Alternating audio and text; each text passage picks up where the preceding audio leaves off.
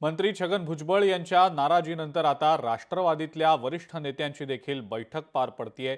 G.R.. नंतर महायुतीमध्ये मंत्री भुजबळ आक्रमक झाल्याचं समजतंय। भुजबळांच्या नाराजीनंतर आता राष्ट्रवादी काँग्रेस पक्षातल्या वरिष्ठ नेत्यांची तातडीची बैठक पार पडतीये। संभाव्य अडचणी या लक्षात घेत बैठक होत असल्याची सूत्रांकडून माहिती मिळतेय। राष्ट्रवादी काँग्रेसच्या महत्त्वाच्या नेत्यांची देवगिरीवर बैठक होत असल्याची माहिती मिळते।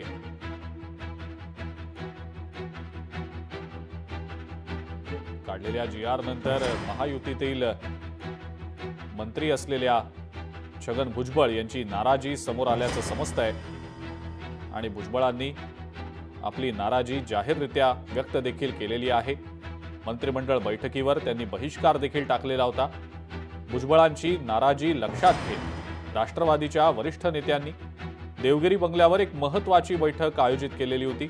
या बैठकीला प्रफुल्ल पटेल, सुनील तटकरे, अजित पवार आणि इतरही पक्षातले महत्त्वाचे नेते उपस्थित होते अशी माहिती सूत्रांकडून मिळतेय। स्वप्नील जाधव आपले प्रतिनिधी आपल्या सोबत आहेत सध्या, त्यांच्याकडून बैठकी संदर्भातल्या अपडेट्स आपण जाणून घेऊया।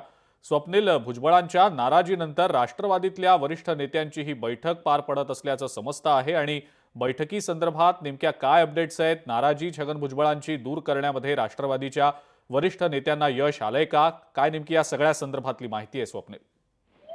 नक्कीच अजिंक्यजी, एकीकडे जर पाहिलं तर राष्ट्रवादी काँग्रेसच्या वरिष्ठ नेत्यांची बैठक देवगिरी निवासस्थानी सुरू आहे। दुसरीकडे छगन भुजबळ यांची सुद्धा काही ओबीसी नेत्यांसोबत बैठक सुरू आहे। दरम्यान छगन भुजबळ हे ओबीसी समाजाचे मोठे नेते आणि एक मोठा चेहरा म्हणून या ठिकाणी ओळखले जातात। छगन भुजबळ यांनी मराठा आरक्षणासाठी जो जी.आर. काढला याच्यावरती नाराजी व्यक्त केलेली आणि अनपेक्षित हा जी.आर. असल्याचं म्हटलेलं आहे।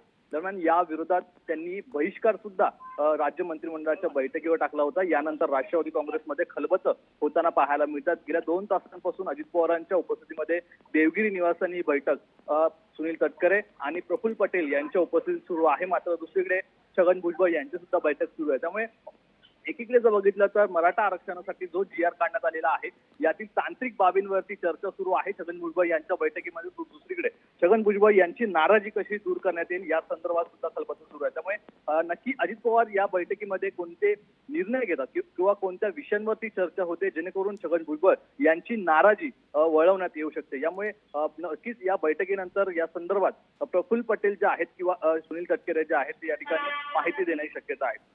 पण एकीकडे स्वप्नील, छगन भुजबळ नाराज आहेतच आणि त्यांची नाराजी जाहीरपणे समोर देखील आली। मात्र या संदर्भात आता डॅमेज कंट्रोल करण्यासाठी म्हणून राष्ट्रवादीचे नेते काय नेमकं करणार आहेत? छगन भुजबळांशी ते वैयक्तिकरित्या या संदर्भातला संवाद साधून त्यांची नाराजी दूर करतील किंवा त्या संदर्भात मुख्यमंत्र्यांशी किंवा उपमुख्यमंत्री एकनाथ शिंदे यांच्याशी बोलतील का? काय नेमकं घडेल त्या पातळीवर? त्याबद्दलची काय नेमकी माहिती आहे?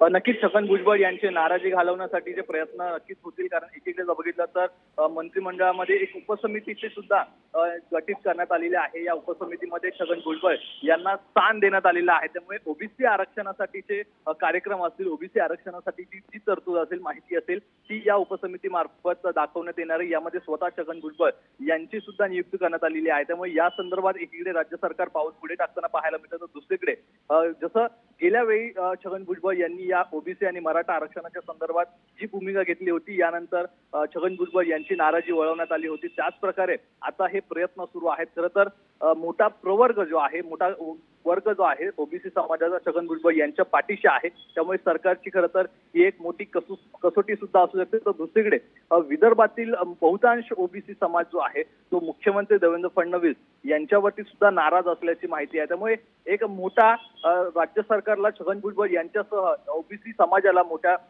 समजूत काढण्याची एकूणच या ठिकाणी कसोटी लागणार आहे। ठीक आहे स्वप्नील, धन्यवाद सविस्तर माहिती दिली त्याबद्दल।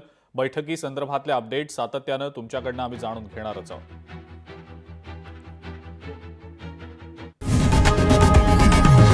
लोकशाही मराठी ऐका, पहा, जागरूक रहा।